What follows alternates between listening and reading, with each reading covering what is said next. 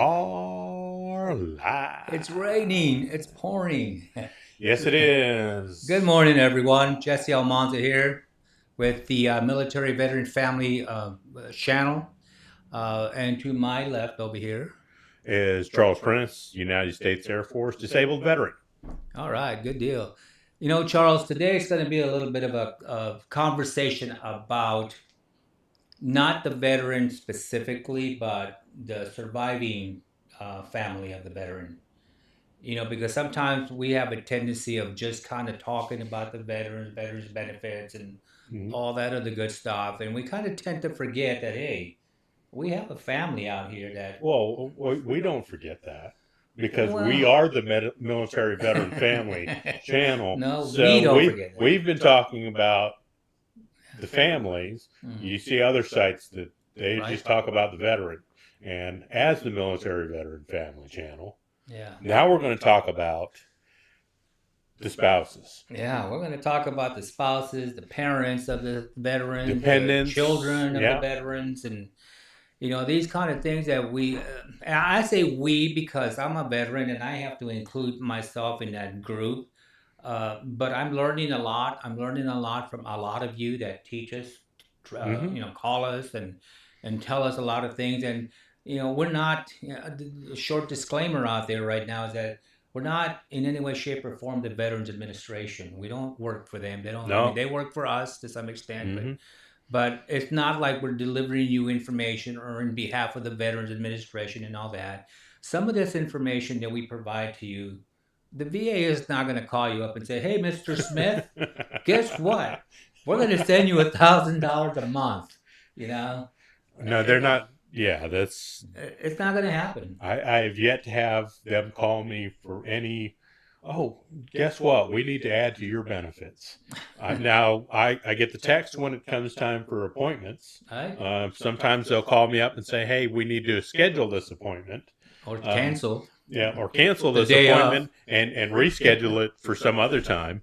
But I have yet to have them call me up and say, hey, here are some of your benefits that you're missing out on. Although with one exception, but um, and it was sort of strange, and that dealt with housing, with the adaptive housing because I Okay. was 100% disabled, and so I ended up with the gentleman who worked on doing the adaptive housing. Oh wow. My folder hit his desk, and he went, "Wait a second, did anybody contact this guy?" And they were like, no. Well, somebody should have contacted him like a year ago. Wow. A year ago. Can you imagine that? A year ago. Yeah, well, let's say they were giving you $1,000 a month for a year. That's $12,000 that you left on the table. Yeah. If somebody or someone hadn't talked to you about it, or maybe planted that seed, or maybe given you a number to call, or maybe giving you some information about it and stuff, and that's pretty much what we're here to do for the families of the veterans that are out there and stuff. Because sometimes, again, there's a tendency of you know, we pass on. If I pass on, my wife obviously she wants to know, you know, what's going to happen to me. I mean, Yeah. I'm surviving on your income, your benefits and stuff. Where that's a family survival. Mm-hmm. And when you're gone, what's going to happen to me? You know, So that's why our title today is "Am I eligible for VA DIC as a surviving spouse or dependent?" right, right. Am I eligible? Are you eligible? Well, here's the truth of the matter is that you're only eligible if you make yourself eligible because it's not something that someone can give you or call you on and say, we're going to give it to you. There's some things that you have to do on your behalf. Even right now as we speak, there's some things that you can get together. There's some things that you can talk about with your spouse, or your mom or your dad, or your brother, your sister, your aunt or uncle, if someone's taking care of you, because the entitlement does not stop when the veteran passes on. It actually continues if the surviving spouse or child or dependent or parents know what to do Mm-hmm. when that happens, and know more importantly know what to do before it even happens, Right. because that's when you get more education on it. You are able to find out more things about it.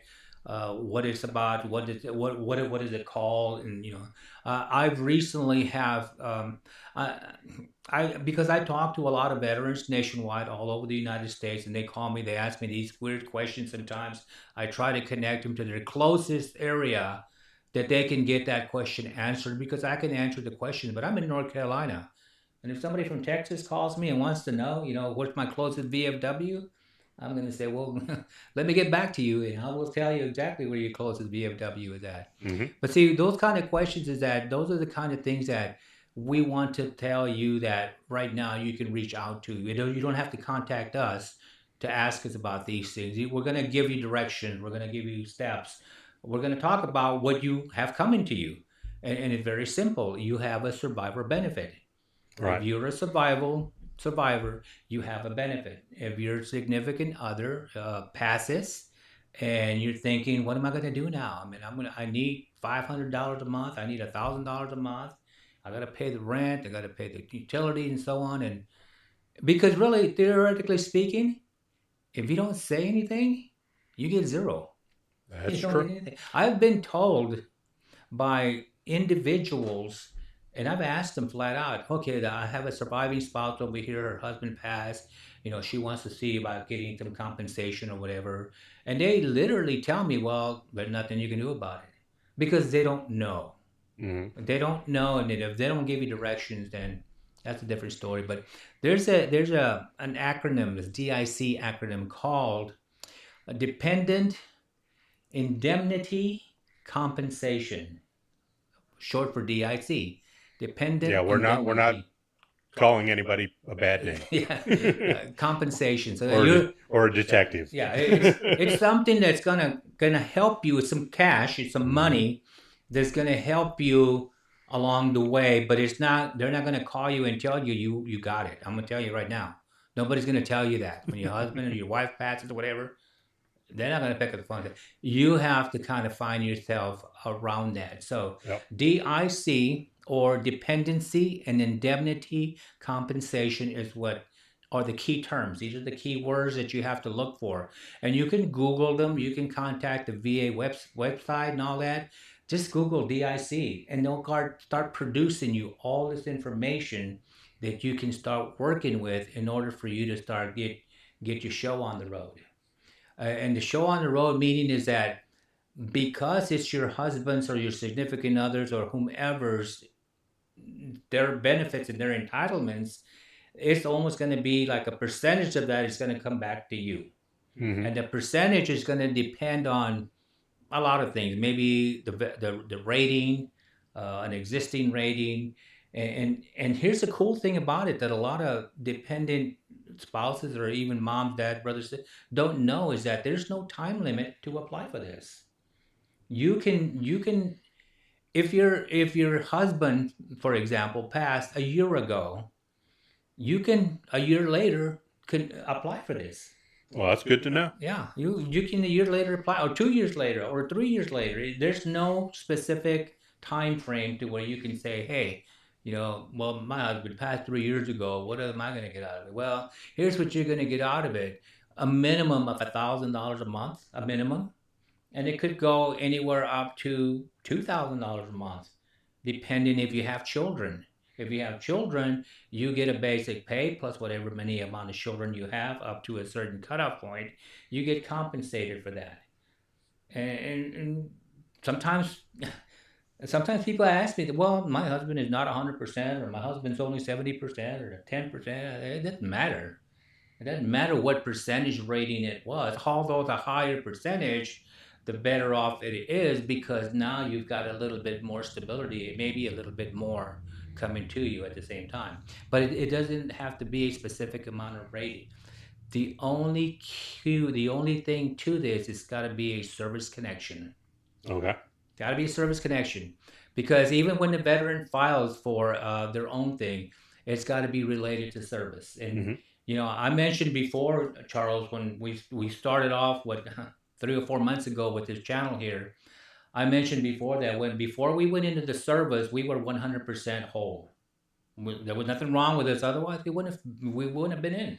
They wouldn't have taken us. They would have thought, oh, no, you got a broken leg, or you have this going on with you, whatever. But because they let us in, we automatically know we were 100% at that point. So now that you've been in the military, things have happened, things have changed, busted bones, mental stuff, all kinds of things have happened. Now you're no longer 100%. So it depends on what your rating is at that point. That the veteran themselves will get compensated for however amount they determine that your rating is good for. And that's a good thing. But the other good thing is that when you're filing for DIC, Hmm. dependent indemnity compensation, uh, you don't have to worry about what the rating was. You know, whether 10%, 50%, 70%. You just have to know that it's a service connection. Right. That's the key thing, service connection. And once you kind of get yourself, and once you acknowledge that, it's only a matter of getting your stuff together. It's only a matter of saying, okay, now what do I got to do? Just like if I tell you, Charles, I'm going to give you $1 million, what's the first question that you're going to ask me? And don't Yeah. say I want to spend it. What do I need to do What do I need to do to get it? to get that $1 million? Yeah, what do I need to do? And there's work behind that. And most of the work that's behind that is you already have in your possession. And if you don't have it, you have access to it or you can get it. What am I talking about? Well, I'm talking about health records, medical records. Mhm. You're talking about service records. I met a young lady a while back that she produced records that I don't even know that she had from back in 1960 on up. I mean, she had records of everything. Her husband threw nothing away. I throw nothing away, and my wife's like, "You need to throw that away. You don't need to know more." Well, My, that's just a different story there. But and to that point, when we were trying to get my father into the VA system, we had all the stuff from when he was in Vietnam, letters and everything else from the military, from the Air Force, when awards that he got while he was in Vietnam. So it's like, yeah, you can't deny the fact that this man was there because, and here are some pictures oh of yeah, him getting awards and, shaking hand of this general while he was there. And all this stuff is annotated on the back of these letters. So yeah, and don't get too involved on whether or not it's something that happened while he was in the military. Remember what I just said. Mhm. He went in the military and they were 100%, and now we're in the military, out of the military, and something's happening. You got a rating. There's a reason for the rating. The rating is because now it's determined that you have a disability, service connection. So Right. that's your key. You have a service connection. That's your key. That's like with my circumstance.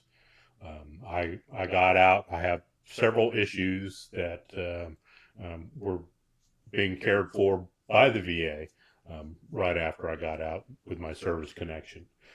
But I didn't hit 100% until losing the legs, and that was all service connected with the issues that I had with my ankles. But because of that and the added stuff that goes on to it's an autoimmune issue, um, Mm. that's stuff that they have to check constantly. Yeah, and it's kind of hard. And, a lot of people kind of think that it's very a difficult thing to do. There is help out there. I Mhm. mean, we've talked about veteran service organizations and all of that, and we'll plug some in like the Disabled American Veterans, the VFW. If you have a plan, if you have a plan together, and you've done your research and you've done your study and stuff, and you go to one of these service organizations, you can pretty much tell them what you want them to do, or show them what you're doing, and let them help guide you the rest of the way. We're Charles and I are not accredited, Nope. so we're not allowed or permitted to kind of look into your files Nope. and tell you what to do or what Don't want to look into your files and we don't want to either. do that either. We want to give you information. We want Right. to plant some seeds so you can go and do that. I mean, when you go and apply for a loan and you want to borrow so much money, what do they ask you for?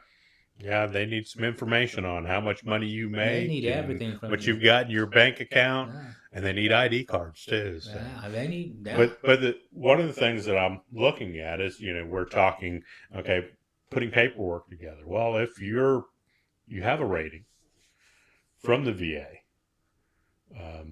how many times a year? Once or twice a year, you get the letter. Once a year. Once a Yeah, year, for you sure. get Once, a yeah. maybe every other year, you'll get a letter But you get a letter confirming. and then confirming you're at whatever rating. And a lot of times with that, it tells you a breakdown of Yeah, different things that are service connected on right, that. right. So right there, if don't throw that away. If that shows Yeah, up, don't throw any that's of that. that's more paperwork that you've got to put in your file that you can go, hey, look, this is what it is. Yeah, This is some of the proof. yeah. And you know what? Don't misunderstand collecting your information because, you know, it's information that was in the service and you no longer have that information. Information to date will even Mm-hmm. work. Yep. Like if you went to the doctor last week and the doctor said, "Well, are you still hurting?" Yeah, I'm still hurting. That's a continuous historical thing that you've got going on there. Even though currently you no longer possess any more medical files from the VA or while you were in the service or whatever, it's no longer a run. It's gone. But you've continued to maintain Mm-hmm. that history of going to the doctor and yes, it happened when I was in the service, and so on and so on. The doctor's going to ask you one question when you walk in: "How are you feeling today?" Well, if you're feeling bad, you need to tell them you're feeling bad. If something is still bothering you from back in the days, you need to tell them something's still bothering you because believe it or not, everything you tell them they document. That Mm-hmm. creates your history. That creates your confirmation for you. But the other thing is that your husband or your wife or your mom, your dad, your aunt, uncle, or if you're a caregiver taking care of someone, if you're a mom or a dad, or a son or a daughter, and you're taking care of someone, this is for you too, because there is compensation for parents, for children, and so on and so on. I think children's the cutoff is 20, still living at home, 23 years old, and going to school, Mm-hmm. something to that effect. Again, we're planting the seeds. We're going to ask for you to do your research because it's very simple to get this information that I'm telling you, but I want to kind of perk up your mind a little bit so you can start thinking about it. Maybe I should go ahead and apply.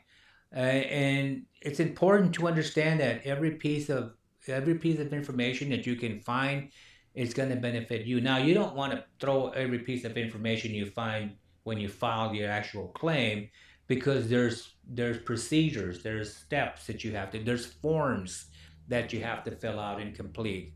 And within those forms, they'll ask you questions to the effect, well, if you want to attach a statement and so on and so on, you can do that. But don't just think you can throw everything and give it all to the VA and stuff. That's why we ask and say, just go to a veteran service or organization.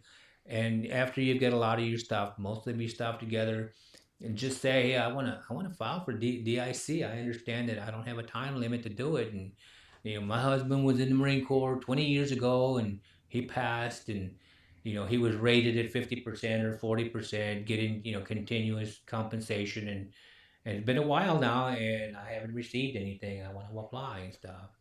Well, again, one key factor about this is very important to understand that if your significant other, husband, wife, aunt, uncle, whomever passed within a year, and you apply for this DIC with all your information, which would be better if you do that, that means that at the time that they make that determination, they could potentially backdate your pay, Mm-hmm. that many months, 11, 12, 13 months, well, 12 months, no more than 12 months. But that's within a year. But if you wait after a year, when you do your filing and you get a determination, yeah, yes, a go, they'll start you off right there when you file. They don't go back. They don't pay you back or anything. So it'd behoove like to, if you have a loved one that's passed within the past year, look into this as soon as possible because if the year's not over with and there's some service connection involved there, you could potentially get set for receiving, like I said, a minimum of maybe $1,000 a month, and in some cases up to $2,000 a month, depending on the rating and what maybe and if you have children, they'll add, of course, they'll add some more. Yeah. And it's not necessarily just for the individuals who, and I say getting old because I'm getting there. I'm Yep. not just for us. It's for the younger generation people too. I mean, people die young too, and there's spouses that are left behind, there's children that are left behind. You need to consider that as well too. Not because we were in Vietnam or Vietnam era or Korea era does it make any difference. It's just like right now today too, because that'll help you a lot. I mean, the economy today is not. I mean, it's not bad, but it's not good. Not 100%. I mean, if you can use $1,000 a month, $12,000 a year tax free, you don't even have to report it. It's free money, Yep. and not really free money because it's a You pay, compensation. yeah, you paid for it with Yeah, and your military service. yeah, But I mean, that's like you're talking about, turning around and say, well, I can wait, because, well, cancer doesn't wait on anybody. I yeah, mean, how many people have been taken by cancer at a young age? right, That we talk about, like with the PACT Act, yeah. Tell me about that. the different things that were over, that were the burn pits, the oil well fires, like when we were in Desert Storm. Um, when we were in Saudi Arabia, they're still driving around and spraying for Oil bugs. fields, Well, burning oil yeah, fields. they were driving around spraying for insects with DDT. They still use DDT, and of course, we've gotten rid of that in the States because we found out it causes cancer. Mhm. But that gets in the sand, and as Yeah, you know, yeah. having You're having pitching a been, tent yeah, out there, and, and and or having it doesn't, that sand doesn't stay still in a windstorm, oh no, oh and no, so you have all these chemicals that were they're traveling, flying around and and stuff. yep, Yeah, and that's, some of this stuff is carcinogenic, causes cancer. So at a young age, you're getting, say you just retired from the military, yeah, you did your 20 years, yeah, now you're in your 30s, you know, yeah. and And you're feeling it. You're starting and to. Oh, you don't feel it yet, or but you don't, yeah, you don't feel it yet, there's and then all of a sudden you go to the doctor and get a diagnosis with, yeah, and a lot of these things the doctors can't diagnose. They don't know. yeah, They don't know what my respiratory problem is. I've had tests and tests, and I'm like, it's still not right. But we know the cause of that. So this is some good mm-hmm, information for you because it's most recent, a thing called the PACT, P-A-C-T Act, mm-hmm, that was signed into law, I believe last year or whatever, or maybe within the last couple of years for sure, to where if there's a service member that passes and it's been identified that the service members may have had a service connection due to, like Charles was saying, all of these fluids, all of these things that were being burned, all of these toxic chemicals and all that stuff going on, burn pits, you've heard that a lot. If they were in that area and stuff, it's presumed that mm-hmm, they got infected. yep, You're looking at things that are something like respiratory things. You're talking about related to heart conditions. You're talking about things to where it's on an unexplained illness that the one has that you really can't put your finger to it, and not even the doctors can. But it's something that may have resulted. Vietnam era veterans back in the days when Agent Orange was being distributed amongst the Vietnam and all the other areas around there. It took Vietnam era veterans 50 years, 50 years by the time that the federal government made a determination that, oh yeah, guess what? You know, Alzheimer's disease, Parkinson's disease, cancers, all that stuff is caused by that. So if you were in an affected area or somewhere around there, even if you were not in country like Vietnam itself, let's say you were in Japan or you were in Okinawa or you were somewhere else, but there was material, supplies, radios, anything that you may have been working on, cars, trucks, equipment, aircraft that were and that coming was back, being yeah, transported back to the States mm-hmm, because they were coming from Vietnam and they needed repair, and you were working on it. I never even stepped foot in Vietnam. Well, guess what? The dust made it back, yep, in the crevices of these things that you were fixing and taking care of and all that. So it's presumed now, finally, like I said, after 50 years plus, It's presumed now that if you were in that area and you claim that and you have an illness and you haven't identified it yet, and you were in the military, it's presumed you don't really need any medical evidence because when they presume something, they all you have to prove is that they were in country or somewhere around there or Yep. somewhere with that. That's really all you have to prove. Yep. I mean, it's really not a lot, and it doesn't matter if your husband or wife or aunt, mother, brother, sister, grandma, grandpa have passed, and you want to file a claim today. You can do that. There's no time limit to file a claim. All you have to do is gather all the material, all the I poured it. I call it like supporting documents Hmm. that you need to support your claim. You need to have the evidence. You need to find out. That's why we started earlier by saying service records. Medical treatments and Hmm. any of that stuff that you have, because you may not be able to read through it and understand a lot of stuff. But if you're getting some help from other organizations, veteran service organizations out there, they can catch little things. They can see little things. I mean, I had one individual a while back that was stationed in Okinawa, never even hit Vietnam, but he was working on radios the whole time. And it come to find out he got denied. He got Well, denied for the claim. He said, "No, you weren't in country." Well, excuse me, but it's not presumed, and where he was working is where they were storing this stuff at. It's like, wow, what a concept, right? yep. So there's things that can be found out by other individuals that take a closer look of your file, read through it, and see what's going on with it, and they can help you. Now, again, it's a commitment. You have to put a little bit of work into it. It may seem tedious for a little while, but so is applying for a loan, applying for a house, applying for anything you want is tedious stuff. You got to give them this, you got to give them that. All this other good, it's the same thing. But understand that once a determination comes in and you've been identified that you can actually have that compensation, the DIC, it's a monthly thing. Every month it comes in, you know, you get paid for it. You don't have to pay taxes on it, Right. tax free and stuff. So it helps a little bit, considering that now you don't have, your breadwinner there, and it helps. I mean, maybe it helps a lot in some cases because $2,000 can probably pay a mortgage payment, and you'll never know. I mean, if you're in need of that, but we want you to have this information. We want you to know, and we want you to understand. I'm just going to kind of give you a little bit of qualifications, not a lot, because, like I said, we're not the VA and stuff, but there's certain things that are going to be almost an automatic for you. Right. If your husband or your wife, daughter, aunt, uncle are already rated today, find out from them or ask them what ratings are very secured amongst veterans, and you need to know that. Sometimes veterans will not tell you anything, but as your close relation with them, they can give you an idea of where you stand because that's the compensation that you get. Hmm.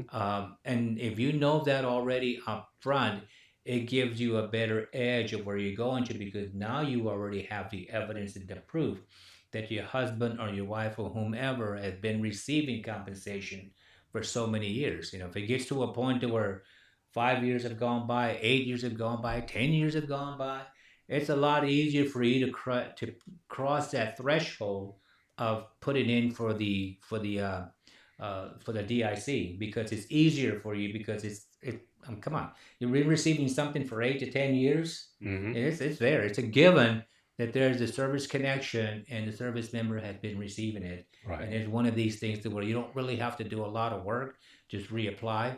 And here's the better thing about this whole process is that once you get all your paperwork completed, once you apply and do all of that, and you get denied. Let's say you get denied. It's no, man, I'm not. I've talked to people that has happened to, and we gone right back to the table and filed that appeal immediately and stuff. And it just so happens somebody overlooked something, just a Yep. minor thing that may have been overlooked. And the other better thing too is that when you apply and you get a determination letter, it gives you the reasons why, and you can focus in on those reasons, and you can fix them, and you can correct them, and you can go back and say, and there's, again, working with the VSOs, I can't sit here and tell you the whole thing, but you can work with them and they can tell you what else you need to do. what processes you need to take. It may take a little bit longer, but understand that you still have an active file. It's on file. It hasn't been closed down yet. And if you get determined maybe 2 months after you got denied, you get a back pay. It's not something that you didn't work for, or you work and you're not going to get nothing out of it. It's a continuous. So Yep. either way, I mean, until you get to that point, I totally recommend that you really jump in there and get into that area and stuff and say, it's not just a husband and wife. Understand that if you are So give us some of the, say, who qualifies for some of the just general okay. eligibility for it. Okay, so if you've lived with your husband or your wife for so many years already and stuff, Mm-hmm. you automatically can file, and you can say, Okay. "I've been, we've been together, and we've been supporting me, and so on." If you are a child under the age of 23 if you go into school, up to 23 if you go into school, that is, Okay. but you're living in the household, Okay. you can apply. You can actually get compensated with the dependent surviving spouse that's already receiving it. Let's Mm-hmm. say there's not a surviving spouse around. There's a son or a daughter or whatever, and you're the survivor. You are the survivor. You're the child. You can apply for this. You can apply for that on behalf Okay. of your husband's disability. A parent, if you are a parent, if your son or daughter or someone was living with you Mm-hmm. and they passed on, you can apply for this. Parents can apply for this as well Okay. because it was a form of compensation to the veteran that was receiving some compensation for life expenses for things that come up, and that was your way of living too. That was supporting you as well. So you can apply Now, for that. how about like in my circumstance? Me and my wife weren't married when I was in the military, but my situation where I became 100% was after we got married. Well, was it at least 1 year? Been 1 year? It's been more than 1 year. 1 year. Stay married for So 1 year. 1 year of marriage, but you could be married within 15 years of the veteran's discharge, and from service period, and when the illness started to get worse. So because we were married when my disability got worse, That's the key. she is eligible. Well, she's eligible because now she's your support. Now Right. she's almost like being there to help you out with everything, and that's her way of support. That's her, I think the key thing to understand is first you research, Mm-hmm. find out about DIC. What is DIC? Do I qualify? Am I within the realms? And you're going to be very astonished to find out that you may have been holding on to something for a long period of time that you could have put to work years ago, and it didn't happen because you didn't get that extra And like we say, the VA is not going to call you and No. tell you anything. Your Veterans Administration is not going to, your local channels, your chapters, your VFWs and your American Legions, they're not going to tell you because they don't know. The only time they know is when you bring in paperwork Right. to get the help from them. That's the only time they'll have knowledge that, oh, you're applying for this, or we didn't know you could, or you did, or whatever. That's when they're going to know. But you've got to give them that Right. heads up and stuff. And And don't bump off your spouse just to get. yeah, because that's not going to happen. Yeah. There's a lot of things here. If you've already applied for the condition, let's say you already applied for the PACT Act, Mm-hmm. because it's most recently been filed and is to the benefit of the veteran now. There's the presuming that it's something that happened is actually there now, and the condition is still the same and stuff. And prior to this time frame, within the last couple of years, I'm going to say, uh, you can go back and reapply. Yep. And what'll basically happen is that you got denied before, you're applying again. Now it's going to be to your advantage because Right. now that they've actually done that, they've done the presumption of fact that if you were in the areas and stuff, the exposures like you've got cancer, respiratory disease, heart disease, certain toxic chemicals that went into the body and stuff. A lot of these things, the doctors cannot determine what you have. But you go to the doctor and you say, Doc, my breathing is bad. I can't, I get tired. I'm fatigued. I'm doing all these kind of things. Those are signs of effects that these things have done to someone, even though it's been years and years and years ago Hmm. that this has happened. It's not going to hurt you to do a little bit of digging, get all your stuff together, and go. Right. Go for it. And like you're talking about, Jesse, is because they've added more stuff onto that presumptive list of Yeah. being over there that when you applied the first time, it might not have been on that list. And now all of a sudden, okay, well, that Hmm. is on this list. So it does connect to. Yeah. You can actually go to the Veterans Administration website and you can say, you can Google and what are some illnesses caused by the burn pits or identified through the PACT Act, Hmm. and they will punch out a whole list of because I don't know right now, right off the top of my head, Oh, all no. the illnesses that are attributed to this, but there's a lot. Yeah, I've If seen the list and Yeah, I'm not memorizing yeah, well, you're not going to that. memorize it, but if you hit the target in one of those, Hmm. or something that you've had, or getting, or knowing that you've got, and it's happening to you, and the doctor that says, yeah, you're getting to this, that's already a given. That's your ticket right there. You've already got the evidence right there. I mean, that's how easy it is. As far as the evidence you'll need, like we were saying, if you got service records, that would help a lot. But I understand a lot of people don't have service records, but there's a thing that a lot of veterans hold close to their hearts, literally speaking, are all the ribbons and badges. And if you can find the ribbons and badges, would be the quickest clue for me. Those ribbons and badges identify areas and places and commendations. And if you don't have the actual award letter for those ribbons and badges, go to Google and find out what this badge represents. If that badge says, that ribbon says, he was in Southwest Asia for this amount of time, or not this amount of time, but if you got an award for Southwest Asia, that means you were there. Yep. That right there alone, you don't really have to do any research on that, because boom, that's the ticket identified already right Mhm. there. And places, find whatever medical records, service records you can get. Here's one thing that I think a lot of us never have been told. I just found out recently from a person I was working with. We were working together.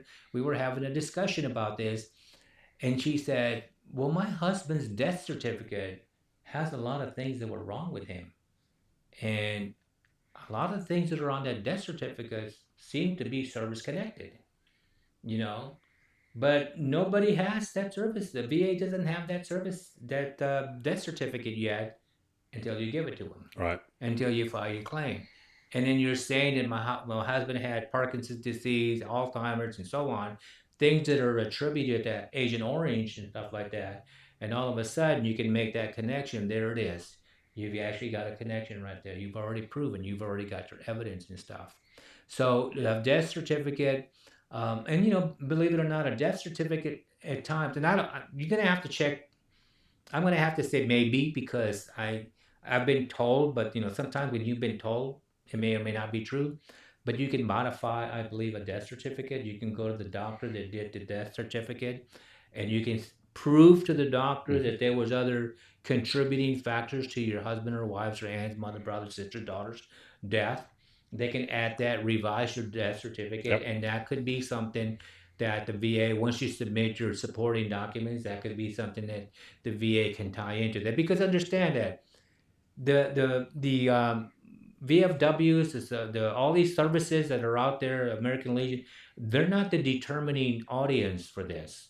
It's the determination comes from the Veterans Administration, and they're going to look at everything that you have, and they're going to tie it for you. They're going to see that death certificate, all Alzheimer's disease. He was in Vietnam, and blah blah. Wow, there's a connection right there. So understand that the more information you can put on the table and stuff, it's better off not only for you, but it's better off for you to be able to process the information and stuff. Also, you're going to need proof of relationship. Yeah, Marriage certificate, birth certificate, yeah. the child, or you know, if you live together, the cohabitation records. Oh yeah, Um, yeah, yeah. those are I some of the mean, other things that you'll need along with your medical service records. and a lot of things we already have all of this stuff. All you Right. need, and then just go, like I said, just go to the VA website and just they'll tell you what you're looking for, what you're gonna need, what evidence you're gonna need. I mean, they pretty much give you the whole thing. The only problem is that sometimes it gets too convoluted. They don't plant the seed like we're planting the seed for you to go and do that. They just want you to jump in there and try to figure it out on your own. Yeah. But I'm telling you, there's all the information's on there. Worst comes to shove, just go directly to the VSO, Yep. Veteran Service Organization, So and just make an appointment to speak with them and say, you know what, I need some help. yep. Here's some. Can We're just throwing out there. Here are some of the few uh, things to get your ducks in a row. right. Yeah, he's a Jeep driver, so but he didn't have any ducks. So, but if he did, he'd have to have them all in a row. Well, they're kind of like puddling along and stuff. Um, we can go all day long and talk about the things that you need.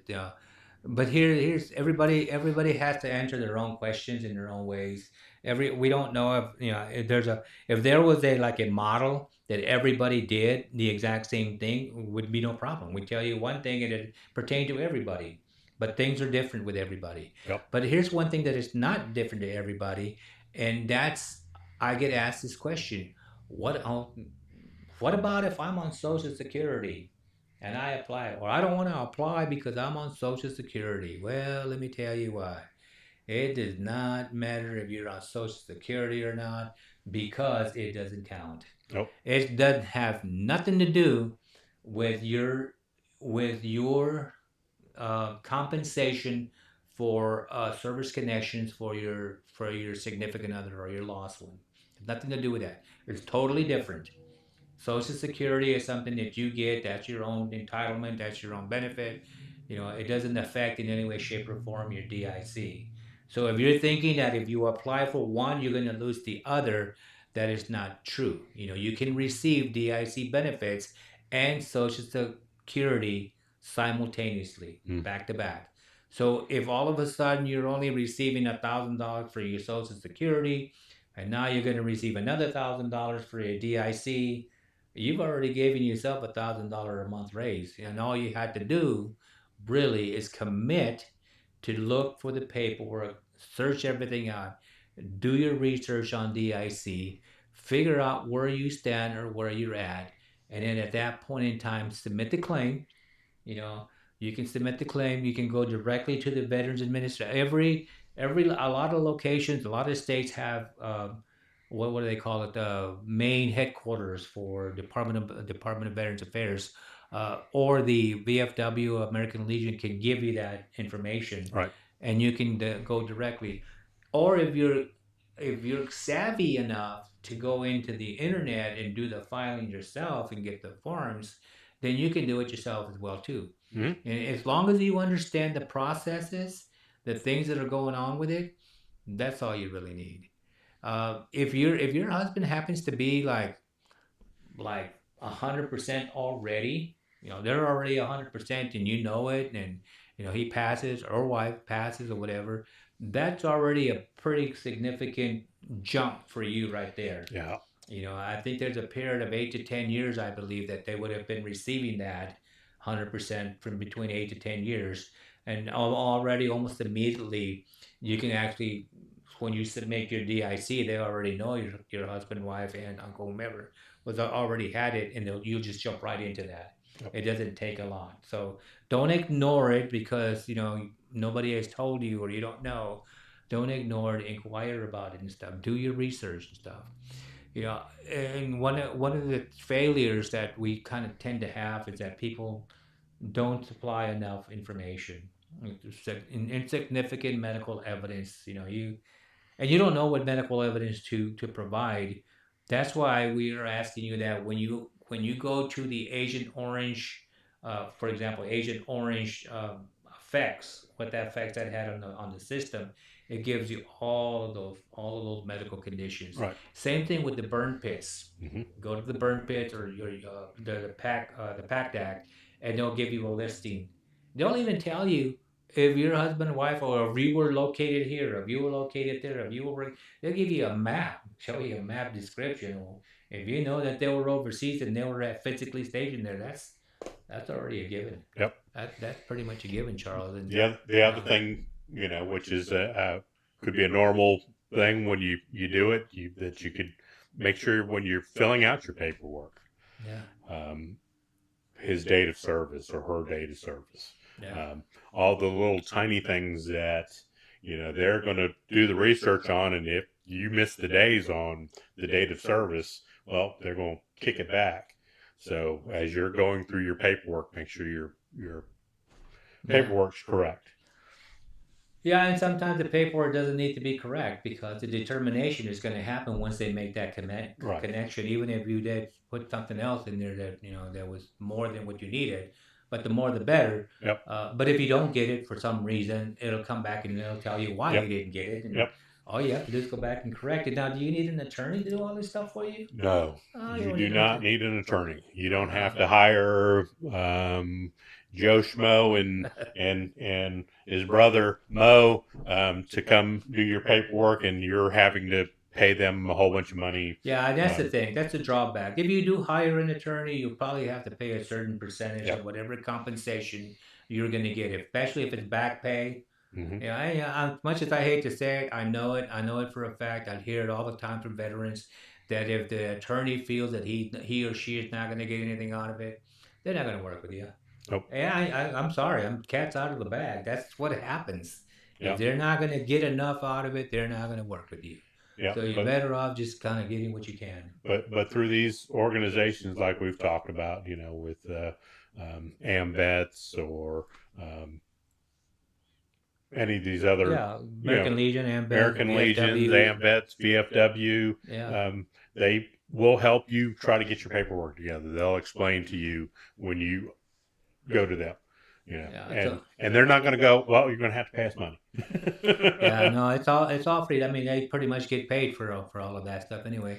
So here's the bottom line about all of this stuff right here is that if you feel that one of your loved ones was a veteran back in the days and has passed and has been years that you have not, you didn't do anything about it, you didn't know what to do, you didn't even know if he qualified. There's certain conditions that are service connected that will never ever been identified through a veteran by going to the doctor or whatever, because there wasn't significant enough time that the veteran would be have enough time to document these things. So therefore, years went by and nothing really happened. But some of the symptoms that they had may have been attributed or connected to some of the things that are happening out there. We don't know that. You're better off just submitting whatever information you have and let the determination people determine if it's a legitimate claim or not, because the benefits are going to reap at the end when it is determined. It's a set amount that you'll get, and it's good to know because it's a little bit more than what you have now. And this process could take for you anywhere between to get a determination anywhere between 3 to 6 months. I know it's a long time. I mean, theoretically speaking, 6 months is a long time, but understand that the compensation will come along with it for those 6 months. In other words, if you're getting $1,000, you get $6,000 back because you waited that long. So there's a pay at the end of it. This whole thing, and just to rest assured that there's something there. And I cannot even imagine how many people have not ever done this and how much money is left on the table because people just don't know. Surviving spouses and children of surviving spouses, there's a thing called the, what is that, Camp Lejeune Water stuff. I'd contact disabled American veterans for that and let them walk you through because the children of the that were affected by this can also get compensated. Mhm. But you'd have to go through them so they can give you all the directions and stuff on Right. that. So I hope this session was good for you, and I hope you're able to get to work. And maybe it'll take you a little while to get things together, but get things together and um, let us know in chat or send us an email or do something to kind of acknowledge with us that you understand, or maybe you want us to send you somewhere, depending on where you live or where you're at, we might be able to direct you.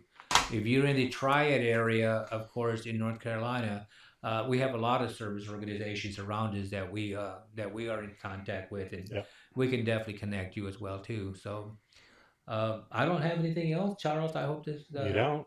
a little bit You sure? informative. I'm positive. Well, peace, love, and eat steak.